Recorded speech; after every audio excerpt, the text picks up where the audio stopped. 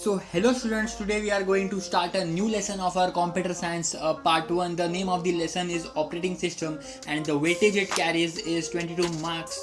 So yeah, let's get started.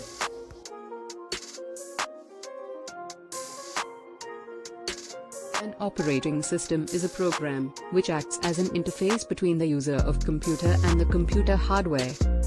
An operating system can be viewed as a set of programs, normally supplied along with hardware for the effective and easy use of the machine.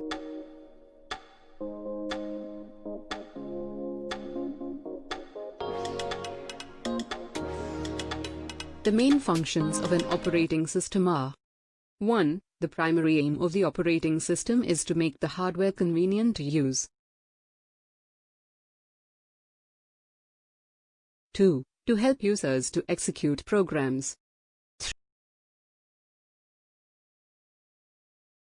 3. To control execution of program to prevent errors and improper use of computer system. 4. To make provision for security of information to users.